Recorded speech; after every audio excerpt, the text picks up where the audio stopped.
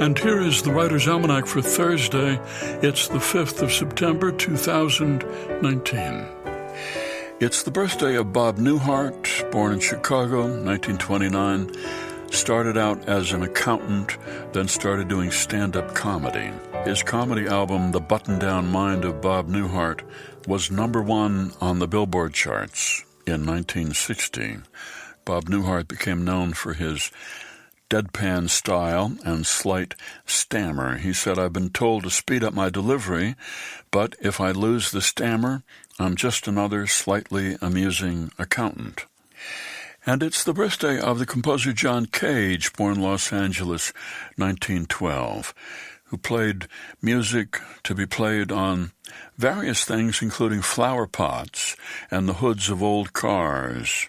His piece Water Music required a piano, a radio, whistles, water containers, and a deck of cards. John Cage once sat in a soundproof chamber at Harvard and heard the sound of his own circulation.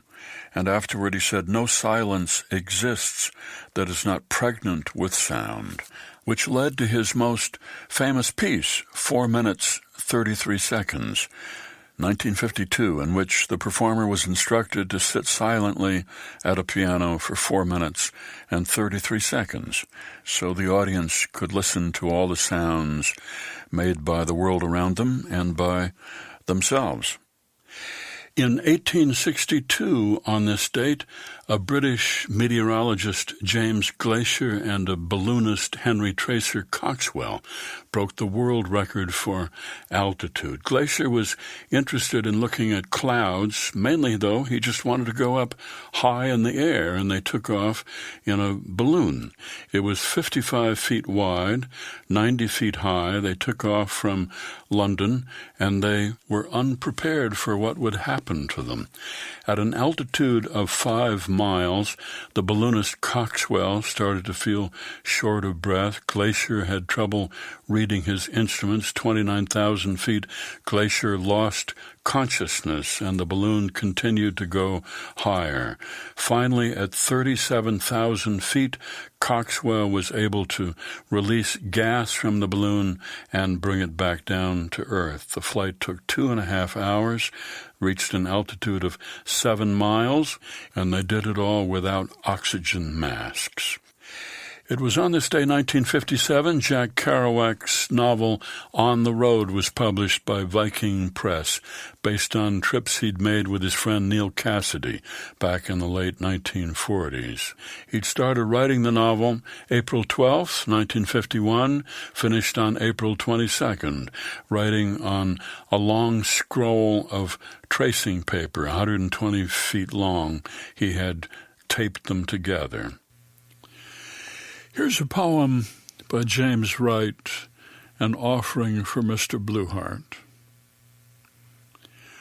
That was a place when I was young where 2 or 3 good friends and I tested the fruit against the tongue or threw the withered windfalls by. The sparrows angry in the sky denounced us from a broken bough. They limp along the wind and die. The apples are all eaten now. Behind the orchard past one hill, the lean satanic owner lay and threatened us with murder till we stole his riches all away. He caught us in the act one day and damned us to the laughing bone and fired his gun across the gray autumn where now his life is done. Sorry for him or any man who lost his labored wealth to thieves. Today I mourn him as I can by leaving in their golden leaves some luscious apples overhead. Now may my abstinence restore peace to the orchard and the dead. We shall not nag them any more.